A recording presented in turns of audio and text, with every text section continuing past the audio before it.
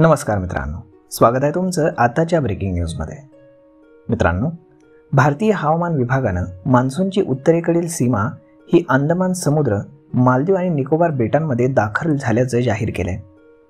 अशी अपेक्षा आहे की 31 मे पर्यंत मान्सून भारताच्या मुख्य भूमीवर म्हणजेच केरळमध्ये दाखल होईल।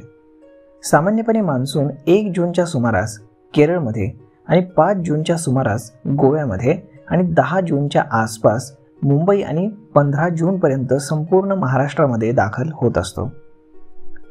दक्षिण भारतामध्ये अनेक ठिकाणी मान्सून पूर्व सरी आता पडत आहेत। तामिळनाडू आणि केरळमध्ये मुसळधार पावसाची शक्यता असून या दोन राज्यांमध्ये 2 दिवस रेड अलर्ट जारी करण्यात आला आहे। रविवारी या दोन राज्यांमध्ये काही ठिकाणी पावसामुळे पाणी साचलेलं दिसलं। गोव्यामध्ये तसेच दक्षिणेकडील इतर राज्यांमध्ये अनेक ठिकाणी वादळी वारं आणि पावसाचा इशारा देण्यात आला आहे।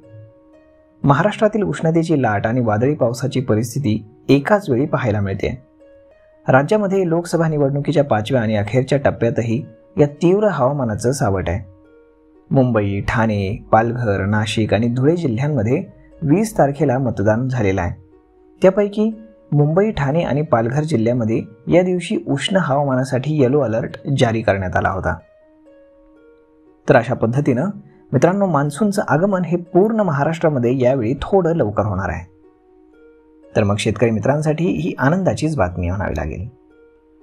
तर मित्रांनो, आजचा हा व्हिडिओ तुम्हाला कसा वाटला हे तुम्ही आम्हाला कमेंट करून नक्कीच सांगा। आणि जर आवडला असेल तर आपल्या जवळच्या मित्रमंडळींसोबत देखील हा व्हिडिओ तुम्ही शेअर करायला विसरू नका। धन्यवाद।